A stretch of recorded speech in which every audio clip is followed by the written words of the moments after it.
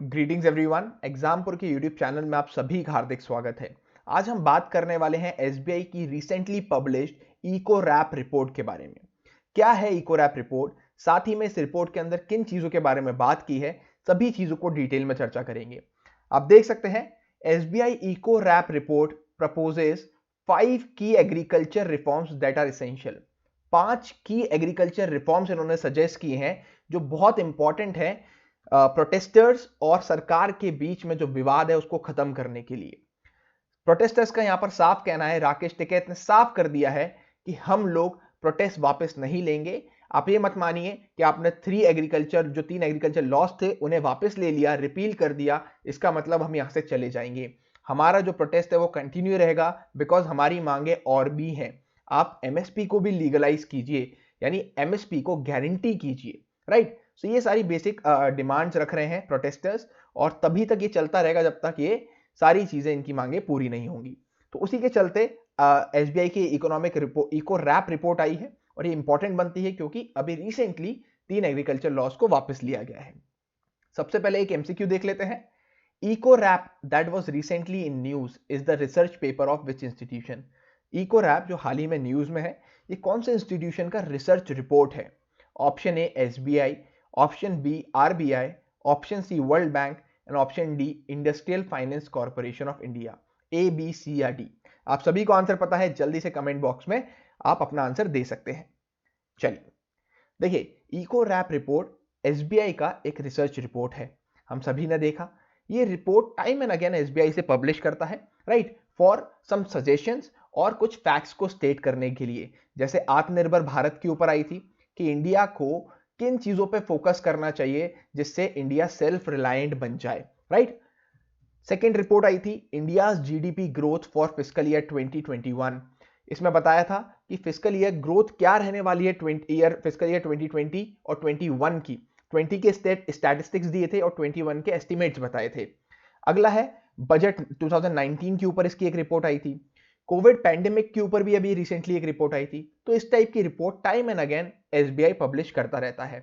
Important ये report इसलिए है क्योंकि इसमें प्रपोज किए गए हैं रिफॉर्म्स, एग्रीकल्चर रिफॉर्म्स, जिससे प्रोटेस्टर्स और सरकार के बीच में सुलह हो सकती है।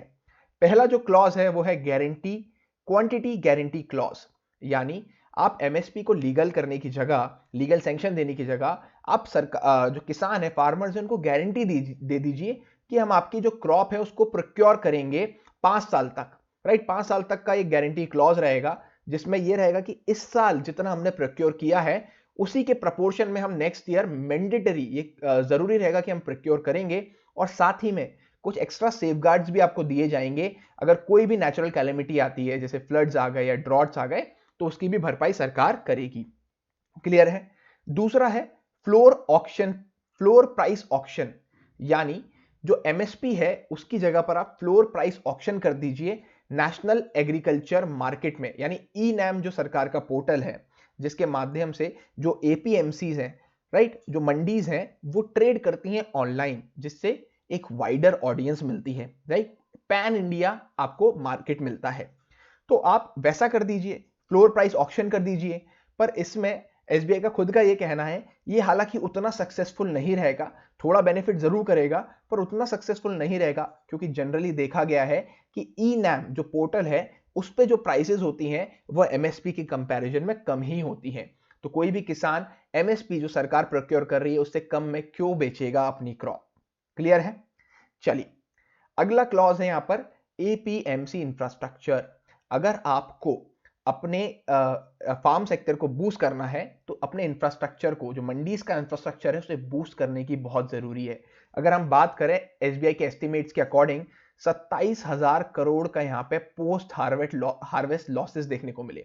यानी जो आपने क्रॉप उगाई, फसल उगाई, जब वो मंडीज में बिकती है तो ये जो पूरा प्रोसेस होता है यहाँ पे हार्वेस्ट के बाद का पूरा प्रोसेस बिकने तक, उसके बीच में 27,000 करोड़ के क्रॉप्स का लॉसेस हमें यहाँ पर देखने को मिलता है। तो इस लॉस को हम कंट्रोल कर सकते हैं, राइट। इससे मॉनिटरी लॉस हमारा नहीं होगा अगर आप इंफ्रास्ट्रक्चर को बूस्ट कर दें।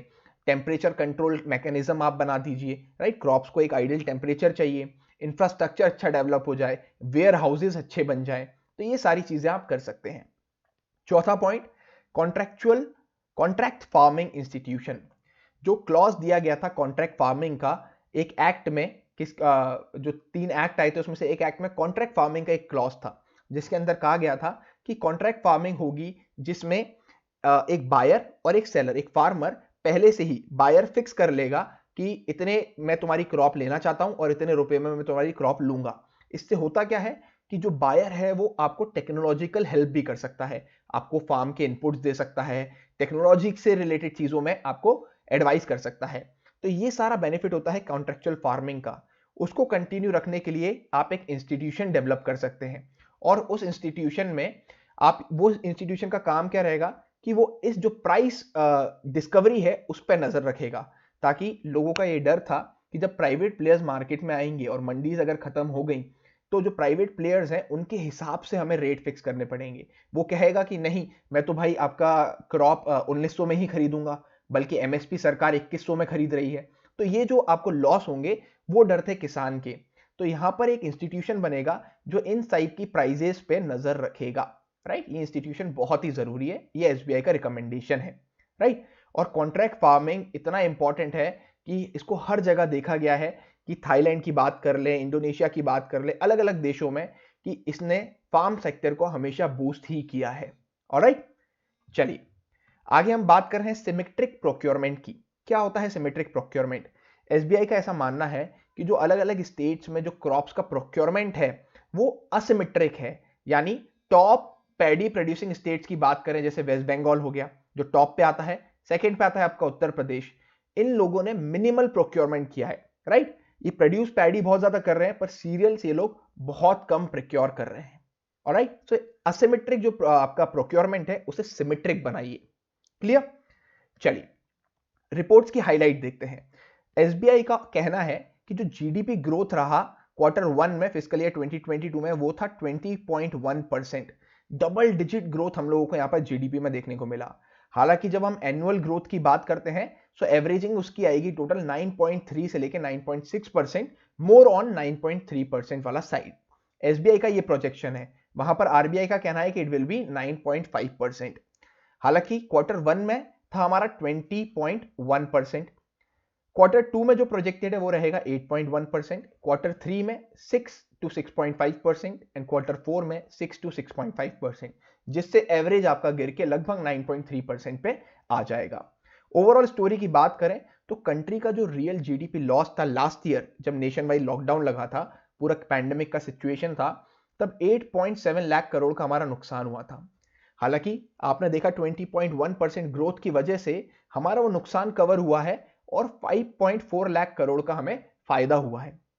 तो 5.4 लाख करोड़ और 8.7 लाख आपका नुकसान है, तो नेट आपका यहां पर नुकसान निकल के आता है जो होता है आपका 3.3 लाख करोड़। यानी हमें 3.3 लाख करोड़ की अभी भी भरपाई करनी है, जिससे हम प्री पैंडेमिक लेवल पे पहुंच जाएं। ऑलराइट, जो डैमेज, जो स्कार ये पैंडेमिक ने दिया है, हमें उसे रिकवर करना है। ऑलराइट, चलिए तीनों सेक्टर के बारे में एसबीआई की इको रैप रिपोर्ट का यह कहना है कि एग्रीकल्चर और अलाइड सेक्टर्स जो हैं वो 4.5% से ग्रो करे हैं, एज अगेंस्ट 3.5% इन Q1 फिस्कल ईयर 21। पिछले साल के कंपैरिजन में अगर बात करें तो 4.5% से ग्रो करा है आपका एग्रीकल्चर सेक्टर। और ये जो सेक्टर था ये पैंडेमिक से अनअफेक्टेड रहा था और स्ट्रांगली ग्रो कर रहा था, राइट। सेकेंड सेक्टर आपका यहां पर है इंडस्ट्रियल सेक्टर। इसको कोविड-19 पेंडेमिक का बहुत बड़ा झटका लगा था, राइट। हालांकि इसने बहुत शार्पली रिबाउंड लिया है। हम बात करें Q1 फिस्कल ईयर 2022 की, तो इसकी जो ग्रोथ रही है वो रही है 46.6%। मेनली अगर हम बात करें तो 49.6% ग्रोथ मैन्युफैक्चरिंग से हुई है और 68.3% कंस्ट्रक्शन से ग्रोथ देखने को यहां पर मिली है। सर्विसेज सेक्टर की बात करें तो इसने ग्रोथ दिखाई है ईयर ऑन ईयर बेसिस पे 11.4%। अगर हम क्वार्टर ऑन क्वार्टर बेसिस पे बात करें तो ये ग्रोथ कॉन्ट्रैक्ट हुई है क्वार्टर के कंपैरिजन में 11.8%। ऑलराइट, चलिए एमसीक्यू का आंसर देख लेते हैं। आप सभी को आंसर पता है, इको रैप जैसे हाल ही में न्यूज में देखा गया था, ये एसबीआई की रिसर्च रिपोर्ट है। ऑलराइट, एसबीआई की रिसर्च रिपोर्ट है, टाइम एंड अगेन ये पब्लिश करता रहता है कुछ मेजर रिफॉर्म्स लाने के लिए। इसी के साथ दोस्तों वीडियो को यहीं समाप्त करते हैं। आशा करता हूं आपको वीडियो पसंद आएगा। जय हिंद, जय भारत। See you guys in the next video.